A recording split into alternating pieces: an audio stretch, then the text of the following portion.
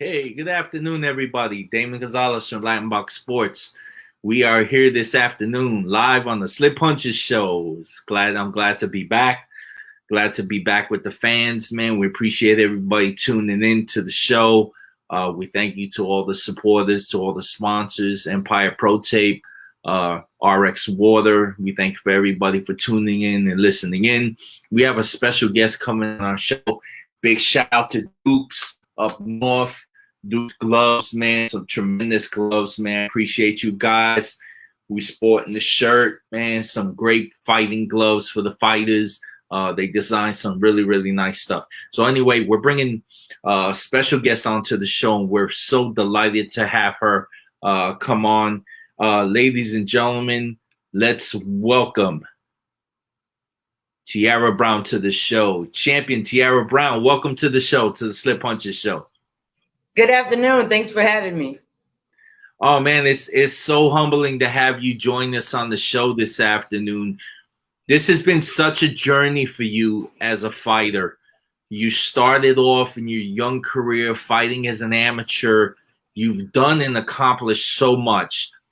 Walk us through the process. Let everybody know who you are and where you are today. And again, I got some great questions to throw out at you. Well, I've been boxing for about 19 years now. I was on the USA team for, it seems like a decade. I won a world gold medal. I believe I was the third American in history to win that world gold medal in 2012 when we were in China. I have over 100 amateur fights. I was ranked #1 in the world at 125 pounds when I was on Team USA. And now I'm a professional fighter. 10-0, 6 knockouts, and I'm just trying to, COVID hit pretty bad, so it's actually been a year and a few months since I fought, and I'm just trying to get my feet back underneath me and get some fights now.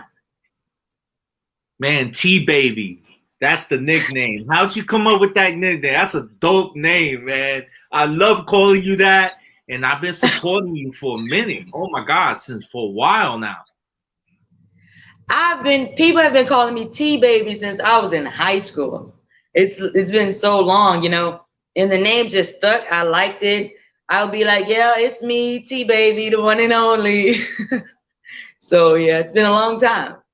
Now I'll tell you what, listen, I applaud you. I applaud you because you're a lady that's a true fighter. You've been recognized in the acclaim of so many people. Let's put it out there. We're gonna jump right in. Oprah Winfrey, Queen Latifah. So many people have recognized you and put you on platforms under a microscope because your career and your life has been special. It has been sincerely special. Walk us through the process of becoming a police officer in your life. What made you make that transition as a fighter to get into law enforcement?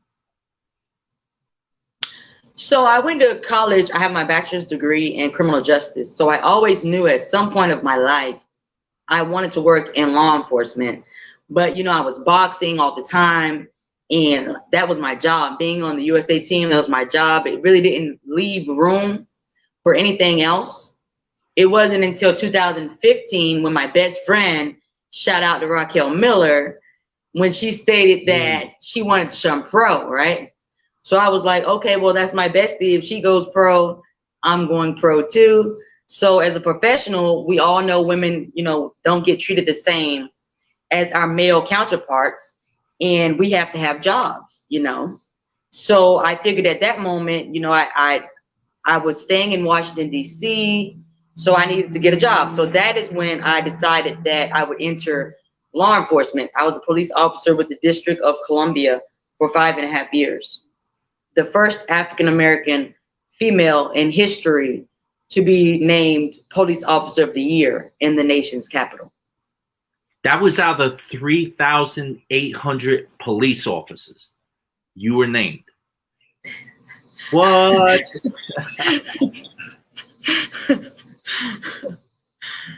Yeah, that was pretty dope. DC, you and there's a couple other fighters that are officers. Our Tony Jeter, Yep, and Brody. Brandon. You know, there are some other police officers that are fighters, and just in general, you've been embraced by the community. They call you Mrs. Friendly. Yeah. Yeah. Talk to us and how that came about. So where I'm from in Fort Myers, you know, everyone knows everyone. And as a kid growing up, we would be out late when the lights came on. We would be walking the streets, just being kids, you know, just being regular people. We would sit underneath the big oak tree, playing spades, playing Uno, you know, minding our business. And one thing about policing, sometimes you have people in policing who may see that or view that as criminal activity. If you have large groups of individuals talking loud or you know, gambling for not for profit, but things of that nature. And I would always remind myself of how I grew up, the city I came from, the way I was growing up. You know, there was nothing criminal about it. But if you're not used to things like that, then I can see how you may think that there's something criminal going on if you're not yourself allowing yourself to be open-minded, which some officers do not allow themselves to be open-minded. So while I was a police officer in Washington, my main goal was to be a community officer. My main goal was to build the bridge between the community and the police officers. Like, my view is, it's us against crime, right? Not us against them. Some officers' views are, it's us against them. Blue lives matter. You know, it's not us against them. It's us against crime, not us against people, not us against the community. And while I was a police officer in Washington, the community just started to see how I was the entire time. I never changed, regardless of who I was in front of. I never changed, regardless of what officers were doing or saying. I was always me, officer friendly. I always put the community first in all that I did. I put the community first. How are you? How can I help you? What's going on? What seems to be the problem? How can I help? And just doing so many things like that, buying cases of water when it's extremely hot outside, putting it on ice, handing out waters, handing out popsicles, buying food, buying groceries, stuff like that. You know what I'm saying? Doing home checks. Oh, how are your kids doing? Going to the schools, checking on the kids. That's a community officer. That's how you know somebody cares about their job and not about a paycheck. That's how you know that there's an officer who's not abusing their badge. You know what I'm saying? Champ, you were pulling 10, 11-hour tours and then going to the gym and training. Man, talk about dedication, man. Give a shout out to dedication right there. Yeah, shout out dedication. So when I would fight, right? Let's say that I'd have to be to work at 6 a.m. I would get up at 3 a.m. and work out for about an hour, and then go do a 10, 11-hour shift and get off work and go back to the boxing gym. So I had extremely long days. Champ, you've also, you know, when you look at, in order to keep it, you got to give away. You've created some outlets to help out with scholarships to kids in the high schools down in Fort Myers. Man, that's so awesome. Give us some feedback on how you put that program together, because you really did a lot for the Fort Myers High School and the other high school down there, and just representing, man, just doing you, giving back. Give us a little feedback on how that went, because that's totally amazing right there, what you did. So when I wake up every morning and I pray to God, I ask him, bless me so that I might be a blessing to others, right? And this is something that I say every day. God bless me that I might be a blessing to others. And 3 years ago, when I got the key to the city of Fort Myers by the mayor, I thought that was the coolest thing in the world. I got the key to the city. I got a proclamation. I got my own day every year until I'm passed over and gone, it still be Tiara Brown Day every year, you know. And I was very excited about it, but I said to myself, okay, what can I do on Tiara Brown Day every year to give back to the community? That was my one and only thought. That was my one and only thought. What can I do on my day to give back? So I had an idea. Let's give away a scholarship. And then I came up with the number $1,000. And I made a promise to myself that every year on Tiara Brown Day, I would give $1,000 to a high school senior getting ready to graduate and go to college, to a high school athlete senior, because I know how difficult it is being an athlete and a student at the same time. That's right? Beautiful.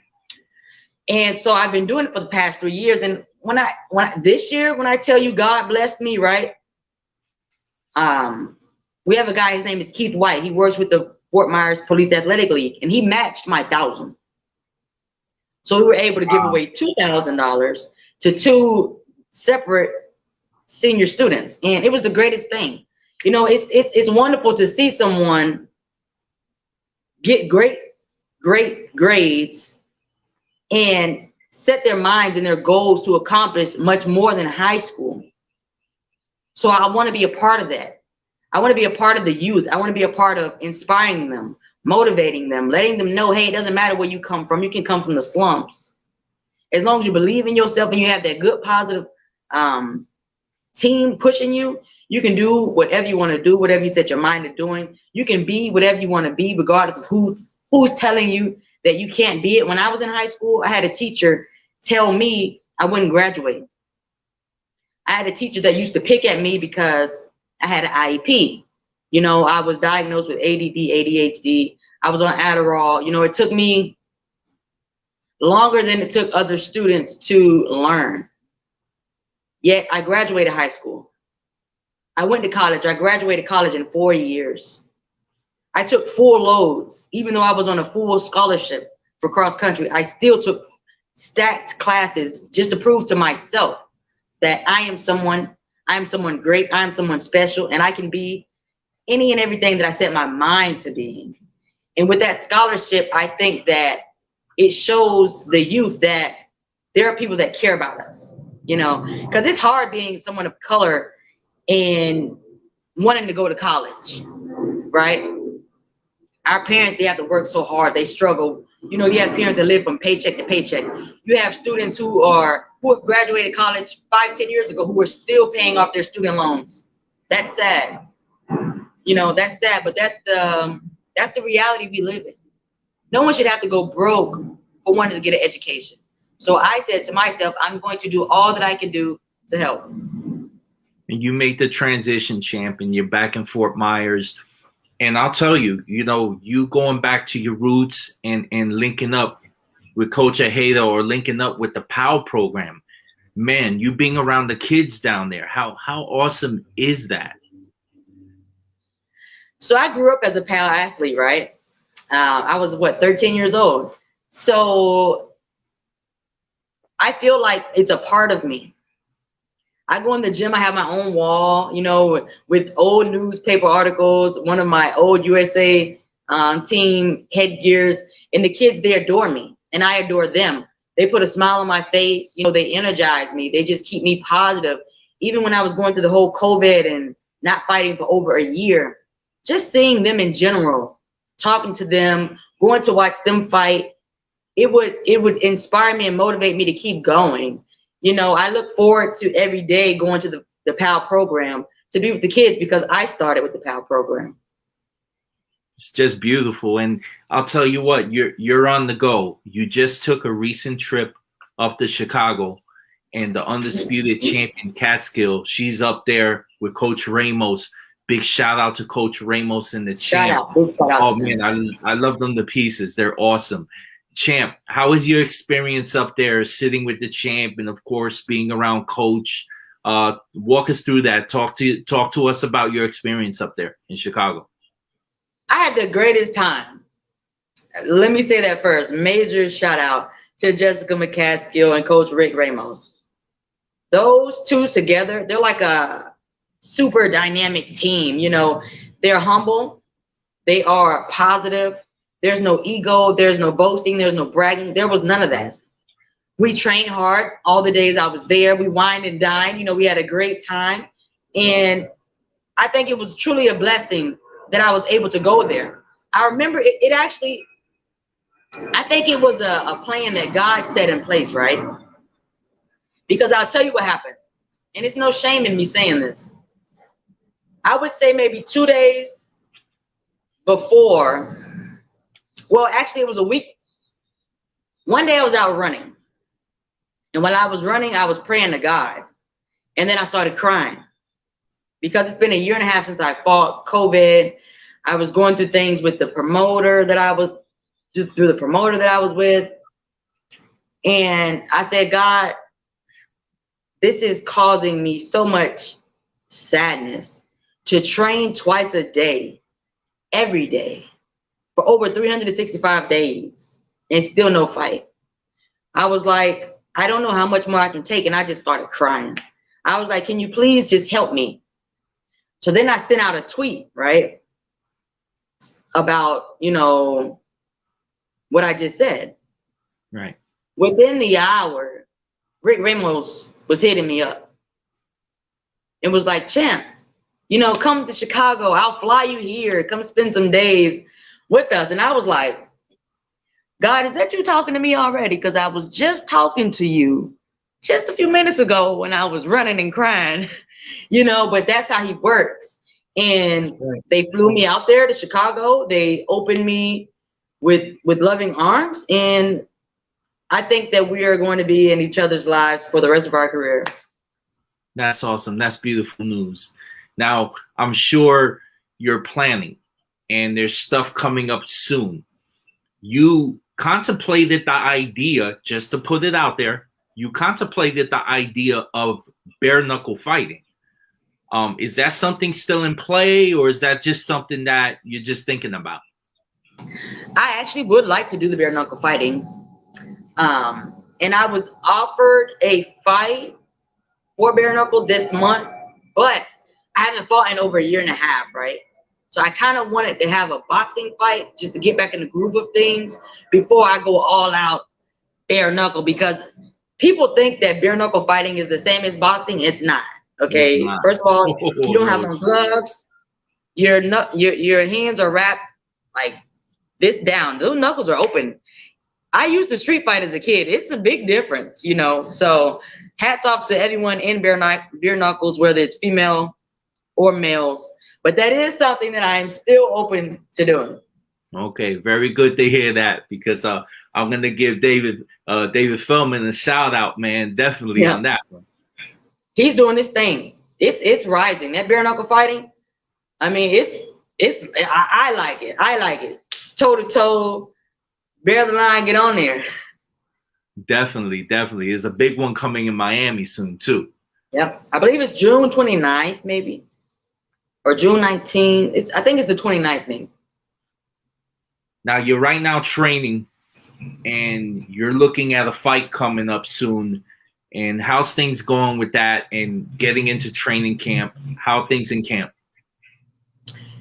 Camp is great. I'm looking to fight soon. Real soon. My weight is great. Right now I'm 130 pounds. I'm looking to fight at 126.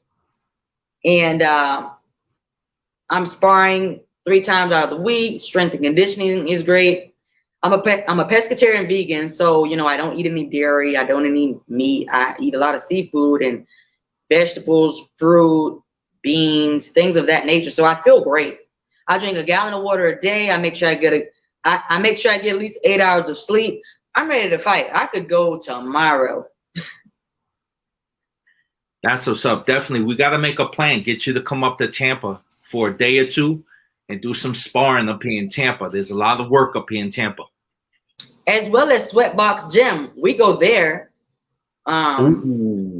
That's a great gym. They have awesome. That's a great gym. Awesome, there's fighters. Awesome, there's a buffet of fighters. Awesome fighters. We went to Fort Lauderdale for training, for sparring, and I sparred with, you know, Lady Ramsey. Oh, of course. course. We met up Yes. with them one week and She's an sparred. You know, it was ABA great. champion, heavyweight champion. Yep. So shout out to her. Shout out to all the Florida fighters. Definitely, definitely. Champ, take this second and give a shout out to all your supporters and people in your corner and everybody you want to give a shout out to at this time, because it's awesome that you take this moment to talk to the fans.